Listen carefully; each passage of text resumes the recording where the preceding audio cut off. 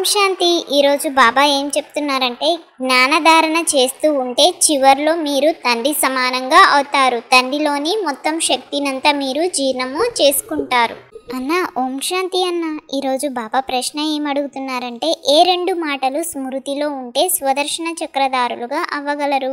ఉత్థానము, పతనము, సతో ప్రధానము, తమో ప్రధానము, శివాలయము, వేషాలయము. ఈ రెండు మాటలు స్మృతిలో ఉంటే మీరు స్వదర్శన చక్రధారులుగా అవుతారు. పిల్లలైన మీరిప్పుడు జ్ఞానాన్ని యథార్థంగా తెలుసుకున్నారు. భక్తిలో జ్ఞానము లేదు, కేవలం మనసుకు ఆనందపరచు మాటలు మాట్లాడుతూ ఉంటారు. భక్తి మార్గము అంటేనే మనసును ఆనందపరుచుకునే మార్గం. మధురాతి మధురమైన ఆత్మిక పిల్లలకు తండ్రి కూర్చొని అర్థం చేయిస్తున్నారు. పిల్లలైన మీరెంత ఉన్నతంగా ఉండేవారు, ఇది ఉన్నతము మరియు పతనమయ్యే ఆట. మనమెంత ఉత్తమంగా పవిత్రంగా ఉండేవారము, ఇప్పుడు ఎంత నీచంగా అయ్యామో మీ బుద్ధిలో ఉంది.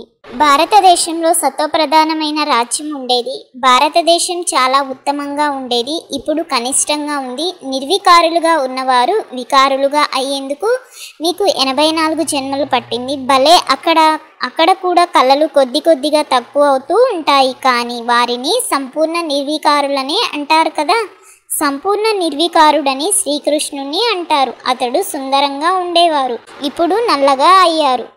ఇక్కడ మీరు కూర్చుని ఉన్నారు. మనము శివాలయంలో విశ్వాధికారులుగా ఉండేవారమని, మరొక ధర్మమే ఉండేది కాదని, కేవలం మన రాజ్యమే ఉండేదని మీ బుద్ధిలో ఉండాలి.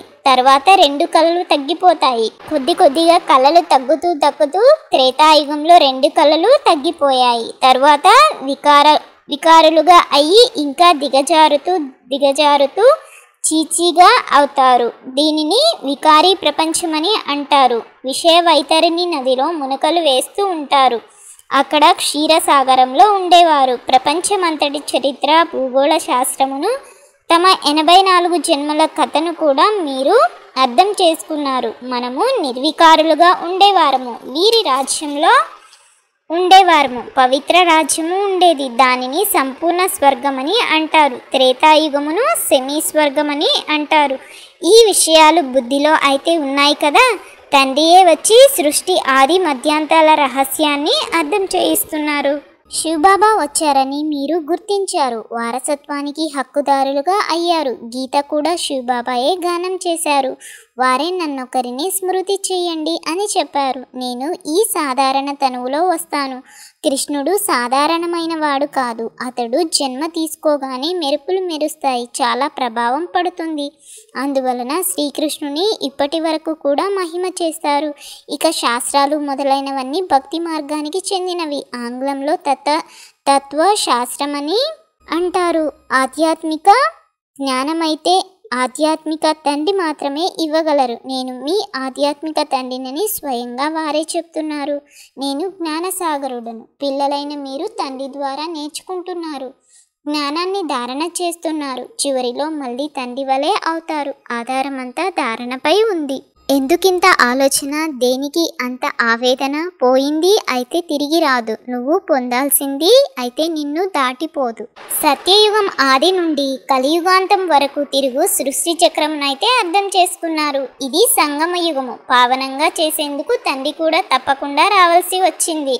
పావనము అనగా సతో ప్రధానము. మళ్ళీ తుప్పు పడుతూ పోయింది. ఆ తుప్పు ఇప్పుడెలా తొలగిపోతుంది? ఆత్మ సత్యంగా ఉన్నప్పుడు శరీరం కూడా సత్యమైనది అనగా సుందరంగా ఉంటుంది.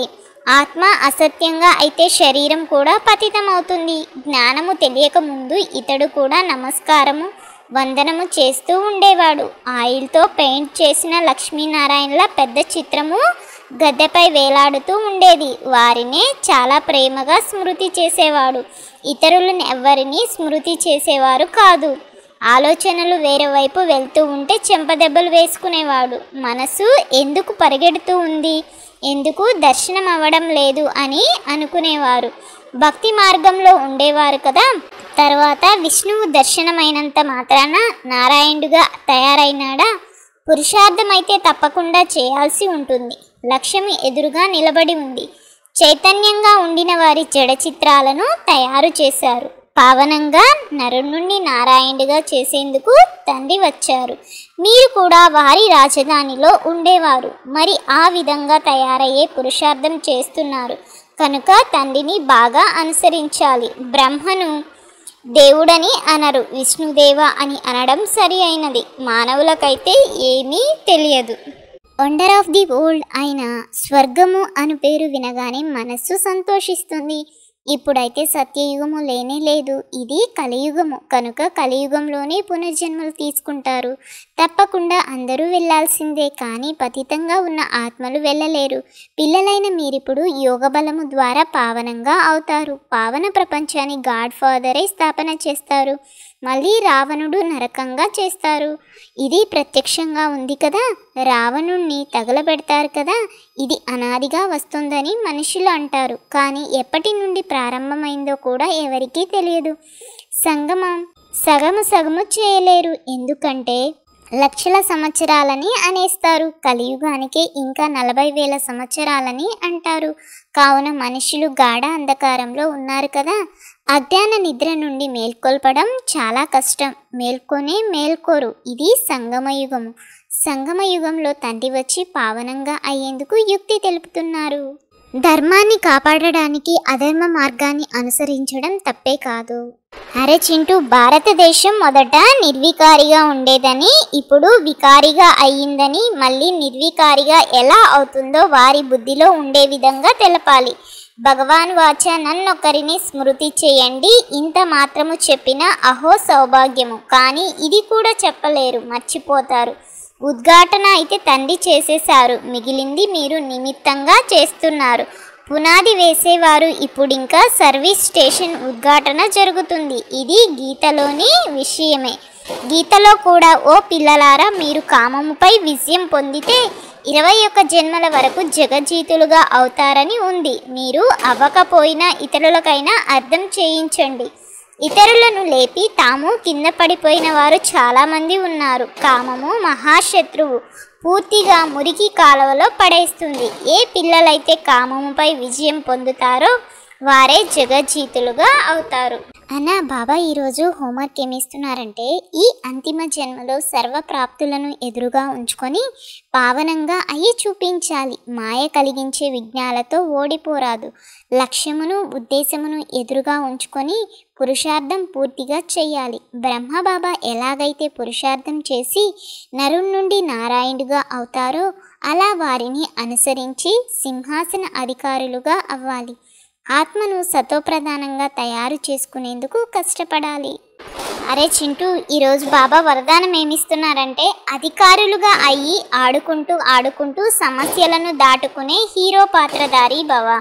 పరిస్థితులు ఎలా ఉన్నా, సమస్యలు ఎలా ఉన్నా వాటికి అధీనులుగా అవ్వకుండా అధికారులుగా అయ్యి సమస్యలను ఆడుకుంటూ దాటుకున్నట్లు దాటుకోండి. వెలుపల ఏడ్చే పాత్రగా ఉన్నప్పటికీ లోపల ఇదంతా ఒక ఆట అని ఉండాలి. దీనిని డ్రామా అని అంటారు. అందులో మనము హీరో పాత్రధారులం. హీరో పాత్రధారి అనగా పాత్రను యాక్యురేట్గా చేసేవారు. అందువలన ఎంత కఠిన సమస్యనైనా ఆటగా భావించి తేలికగా చేసుకోండి. ఎలాంటి బరువు ఉండరాదు. సదా జ్ఞానస్మరణలో ఉంటే సదా హర్షితంగా ఉంటారు. మాయ యొక్క ఆకర్షణ నుండి సురక్షితంగా ఉంటారు అని స్లోగన్ ఇస్తున్నారు. ఈ అన్నదమ్ముల సంభాషణ మీకు కనుక నచ్చినట్లయితే లైక్ చేసి షేర్ చేసి తప్పకుండా సబ్స్క్రైబ్ చేయండి.